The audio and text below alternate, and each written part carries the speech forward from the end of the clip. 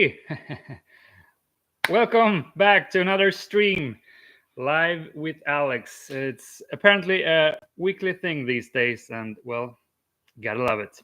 Today, we're gonna do something differently. Enough talking about me and my emotions, although that is super helpful for me. Today, I'm gonna share my top 5 personal development insights, or what do you say?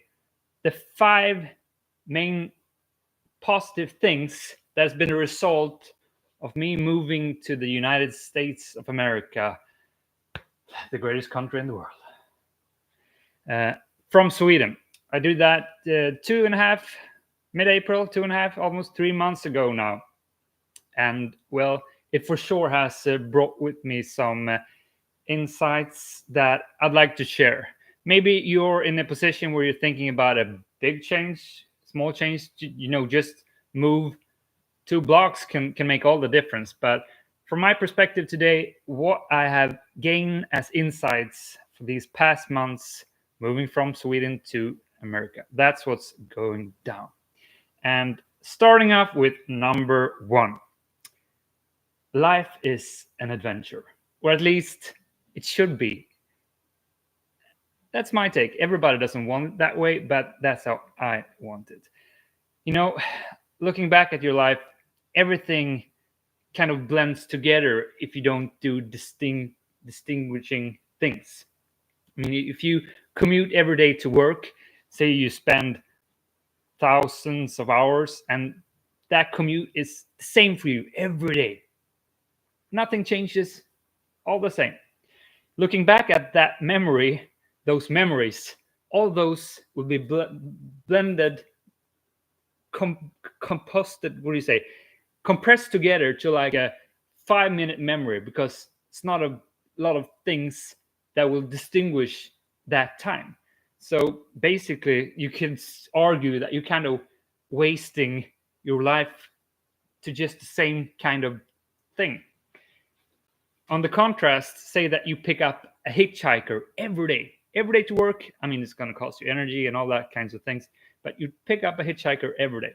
And the amount of stories and different ways your commute to work would play out is a totally different story. Now, I'm not saying that's what you should do or how I like to do it. I'm just saying that as a principle, if we put in a lot of things in our lives that are not the same, that are not equal, we will have so many different memories, perspectives, stories to share, just things that makes it all different.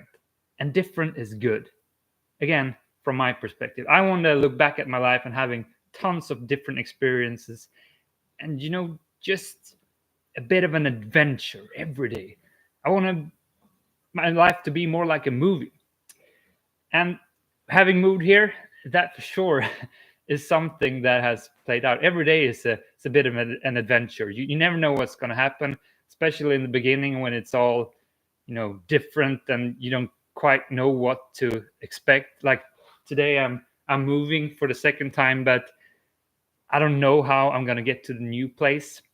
I was supposed to buy a car today, but the folks I was going to buy them from, apparently they have been gone. They are gone for the entire week, so I can't buy it. So instead, yesterday I went ahead and I bought a bike, because it's a backup. If I don't get a car today, I'm just going to bike everywhere. And yeah, it's going to be a long distance. It's part of the adventure, and I can do anything if I set my mind to it. You just have to plan a bit for it. But it's part of the adventure. Moving on to number 2. I actually got a notepad for this, so we can be a bit structured for once. People. Well, that has to be one of the best reasons for why moving has been a great experience for me. So many new people, so many meetings, dinners, random meetings. Like just yesterday, Sean, the guy I bought the bike from, super nice guy, and we just like, we're kindred spirits, connected instantly, and just had a great conversation about life. And I offered to help him out whenever he needed help. Just making these small connections with people which you are when you're in a new country, a new job, a new place to live, you have to you will meet people all the time, and you never know what to expect. And but as long as you go into the conversations with an open heart, which I do try to do every day, it's amazing how many small little adventures that play out. Like, for instance, the house I'm living in right now, it's belongs to a family that the first house I lived in, like 10 minutes away from here, the guy Frederick, an old classmate of mine, had met him in 10 years. I moved in with him in the beginning, and he introduced me to this neighbor family. We were invited over for dinner a couple of times, and just super friendly and connected. And they liked me apparently as well, because they invited me to come go with them to the coast because they had an apartment there, and then they taught me how to surf and all kinds of things. And as it turned out, they were actually going to Europe for 2.5 weeks, 2.5 weeks back, and they have 3 dogs, Brutus, Duke, and Snoopy, and they are the craziest dogs ever. But they needed someone to dog sit them, babysit them, call it whatever. And now I've been living here for 2 weeks. It's out on the countryside in the south, and just experiencing this, and it's been great. It's an opportunity that never would happen if I just hadn't gone into those first dinners with an open heart, with curiosity, with the willingness to connect with people. And if you do that, just be curious with people, so many good paths are just gonna play out. Short story again: 4th of July, the National Day of America, was a few days back, and I was helping Frederick, my old friend, selling ice cream at this huge local event for the celebration. I was just talking to so many people, selling ice cream, having a lot of fun. And there was one, actually a priest, that was super nice and friendly, had his big family, like 10 grandchildren, and Frederick also knew him, so he introduced us and just talked, and we had a great conversation. And he invited me for dinner the next week, so that's going to happen, and who knows who I'm going to meet there and what kind of great conversation that's going to lead to. Again, I'm just saying, in my random events at my job, when you try to find an apartment, I've been meeting so many people trying to find a place to live all the time, all these great meetings with people that just I get goosebumps thinking about how many great new connections I've got here, and it's just amazing. So that alone, it's totally worth moving from your country to another, because you're just more open to meeting new people. Let's not drag on for this one for too long.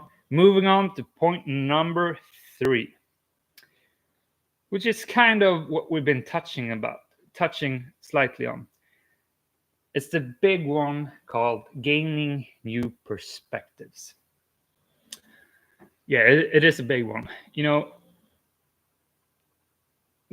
Before I moved here, it was a big thing to move here. I had a good apartment, I had a good job, everything was good, and I'd moved from the countryside, southern part of Sweden, up to Stockholm, living there for 15 years, and really, really set into my routines, even though I've always tried to shake things up and all. But just, if you're on the same place for too long, you will get too comfortable. You will get settled down, and it's inevitable. It's gonna happen. It's gonna happen. So for me to move here, which I really actually first declined the offer, the work, the contract, signing the contract, I declined. It's like, I'm not going to do it. I don't like the terms and all that. But in the end, pushing myself to do it, even though it felt so wrong on so many levels, but feeling even more right on other levels, I pushed myself to do it. And getting here, it's just, I so realized that it was exactly what I needed to do.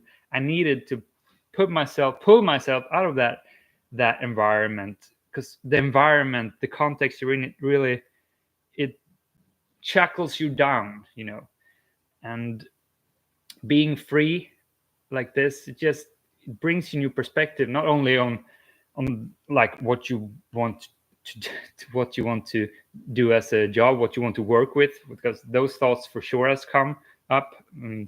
Spending so many times, reflecting on what is it that I want to do as a job. Because coming here, I went back to an old mechanical engineering role, which I hadn't really done in a while. And it's been like, at first I felt a lot of resistance because I had previously said no to that. Maybe I don't want to do that anymore. And coming back to that role, it felt like maybe a little bit step backwards career-wise, and I kind of resisted it. But then I just started to let go, and okay, let's just try this full on. And now I'm actually really, really enjoying what I'm doing right now. It feels a little bit like building Lego, and it's just stimulating me on a very, like, doing Sudoku, crosswords, whatever. It's stimulating. That's not the point here. The point is that you just get forced to get new perspectives because you're put in new contexts. And even more so, I said I grew up on the countryside in Sweden, and then I moved to Stockholm. And having lived there for 15 years, I'm a city guy now. Those people that never left the country, they're close-minded, and they have their narrow view of life. I'm a big city guy now, and locking myself into that position also meant that I could never move back, because that would be like, oh, I'm gonna go back and be a country guy again, and kind of admitting that they were right all along. And of course, it's not like that.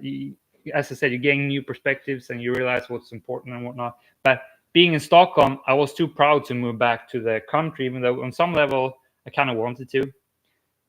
And then the irony of it all is that I moved here to the States, and in the beginning, the plan was to go to California, but I'm a consultant, so I ended up getting an assignment here in North Carolina.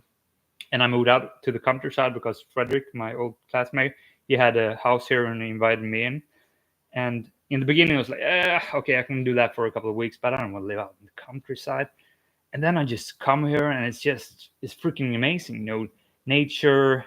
Yeah, I've been a cat sitter for his 2 cats, and I'm a dog sitter for 3 dogs. And the family life I've gotten here, and just living with people like that, and having that kind of love around you, and having the closeness to the nature, being able to drive motorcycles here, and like, you also have to drive everywhere, and it's I also looked at that as a big hinder. I don't want to go to America and drive again. I'm used to just walking and biking everywhere. So it was so many lockdown beliefs on how I wanted to live that I was forced to break open and just try them again, realizing that hey, I actually really, really like it. So pushing myself to breaking free from those old